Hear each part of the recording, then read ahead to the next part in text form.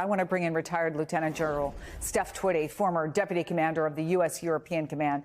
It's hard to listen to. We know it's happening, but when you hear these first-hand accounts, it's devastating. What is Vladimir Putin's game here now? Yeah, what he's trying to do is overwhelm the air defense systems with whether it be his drones, missile attack, rocket attacks. And so that's where you're seeing him throw hundreds of missiles in there, because he knows that most of those will get shot down.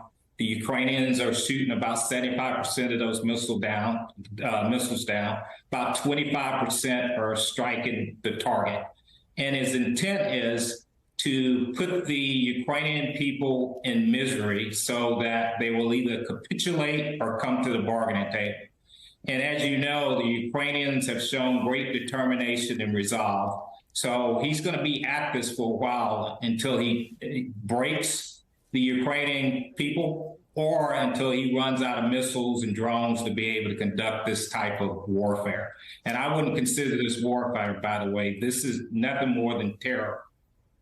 You know, and that's exactly what President Zelensky says. And what you just said reminds me of the Wall Street Journal story that I read this morning about how hospital staff in Kherson, the staff was able to thwart Russian soldiers from taking control by faking a COVID outbreak, hiding equipment. Even when they came in at the end, they did things like, hide the remotes for important medical equipment and saying, don't take it because you can't use it anyway. How much have Ukrainians used their wits, their determination to stay ahead of the Russians and to still be in the game 9 months later? Well, it's going to take more wits than determination, because they're at sub-zero temperatures now. And I will tell you is the weather, it doesn't favor the Ukrainians nor the Russians at this point. And so it's going to take wit, determination, and will to be able to fight under these conditions. And if the Ukrainians can hold up and fight under these conditions, consolidate the gains that they've gained over these past couple of months, continue to rearm, refit, and recruit, and the West continue to supply them, they'll come out of the winter months in pretty good shape, with the Russians still on their heels, to be able to continue to make additional gains. And oh, by the way, they have their eyes set on Crimea. And so as they come out of the spring months here, be prepared for them to go for Crimea at the end of all this. But in these winter months are what I guess would be normally considered humanitarian supplies, as important as the military help that the United States and our allies is giving to the folks in Ukraine. That's correct. And I know that NATO as well as the EU are stepping up to ensure that from a humanitarian perspective now, you have all these people in cold weather. They cannot get hot water. And so it'll be critical that the humanitarian side steps up along with the military side to ensure that the people of Ukraine are taken care of during these winter months. Lieutenant General Steph Twitty, it's good to have you here, sir. Thank you so much.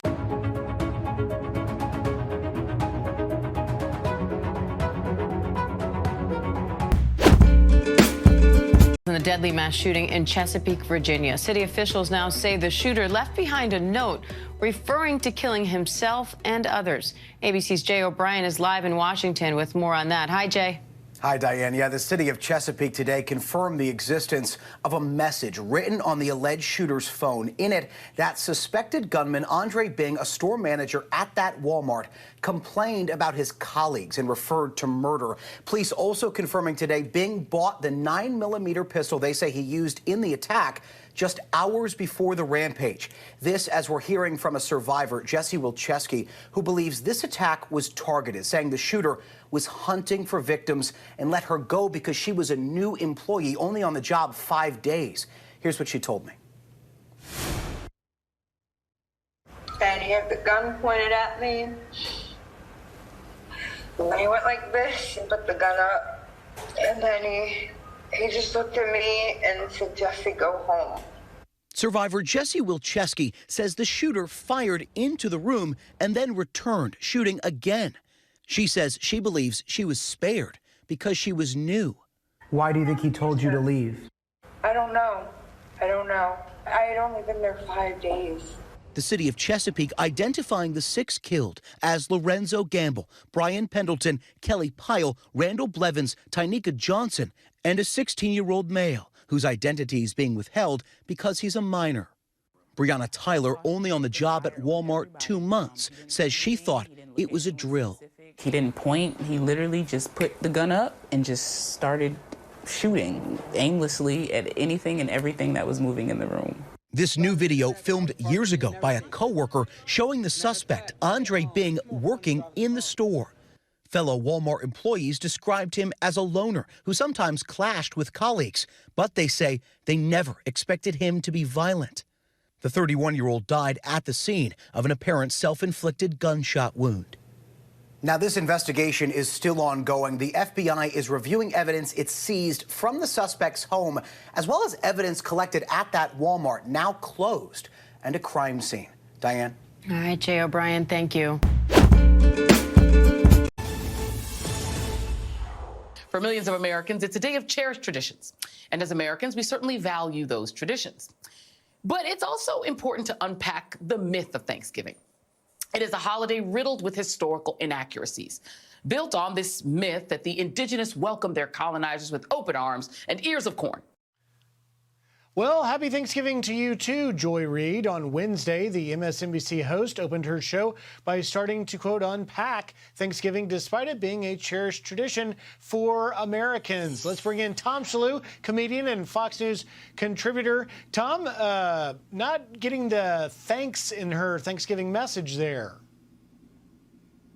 Well, it is amazing because even if you look at the world the way that Joy Reid does, can't you just take one day off from all your genocide and racism talk? I mean, you can do that for 364 days, but it's called Thanksgiving for a reason. We want to take one day to sit down, to focus on the good, and to be appreciative and to say thanks for what we have. So no matter what, if you look at history, you can always look at the negative sides or you can look at the positive sides. And for people who do share Joy Reid's perspective, I would encourage them to always use the phrase compared to what. So when they're talking about the behavior of America's founders or basically any era in American history all the way through the civil rights movement, you can look at it and you can look at the bad things. Let's take civil rights. You can look at all of the bad things people did, or you can look at all of the heroic acts and all of the good things that the people involved in the civil rights movement did to bring about the world we live in today. It's the same with the Pilgrims and the founding. We can look at all of the good that was done, and if you look at America in terms of any country that was colonized, there was bloodshed, there was violence. But if you look at America compared to what?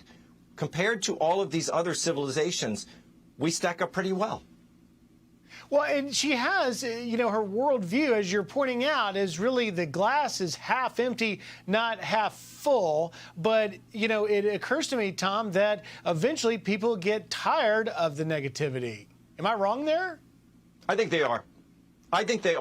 And I think most people don't think like this. I know that she has a certain group of people that she's, performing for, and that's probably what her monologue was for, people who are never happy. But I don't think most people think this way. I mean, we had a couple of celebrations yesterday. You kind of go from house to house, and most people are thankful. Most people want to take a day to show their appreciation. So I think if she wants to be sour, that's her audience. She can do that.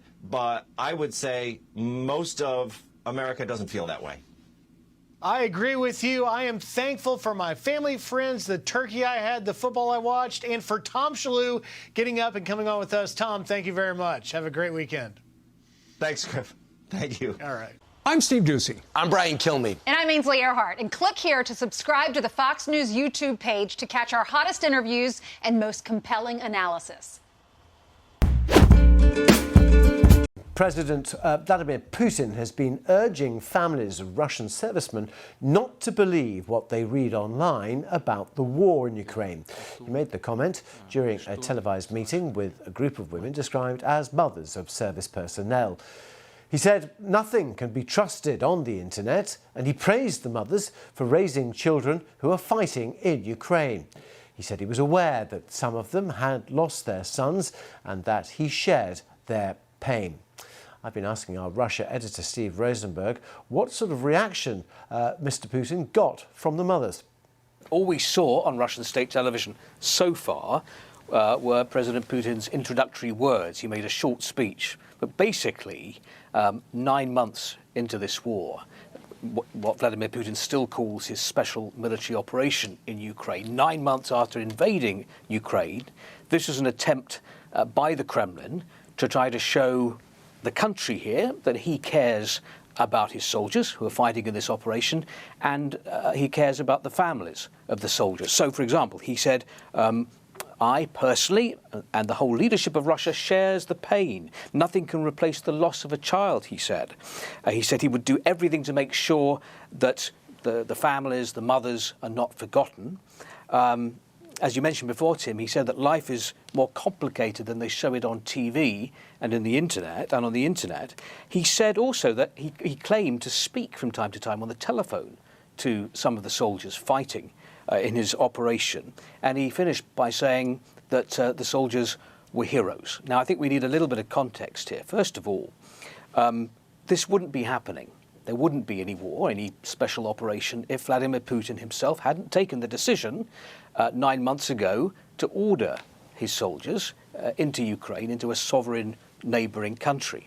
The second thing is that this is the first time in 9 months that we've seen anything like this, any attempt really by the Kremlin to sit down with the relatives of soldiers and express sort of human emotion. I remember a few weeks ago, Vladimir Putin at some international forum, academic forum, was asked about the losses that Russia had incurred and whether he was thinking about these. And he said, well, the losses are always on my mind, and then very quickly switched away from the human losses that Russia had incurred and talked about the enormous gains, his quote, that Russia had already achieved from this special operation in terms of Russia strengthening her sovereignty. So this is the first time really that the Kremlin has tried to make this attempt to convince the people that the president is thinking about those soldiers and their families. Which mothers attended and how were they chosen? I don't know the answer to that question. All we saw on Russian television was the picture of a table and some women sitting around the table and the president arriving. It's not clear yet to me how they were chosen and who they are. So perhaps that will become evident later.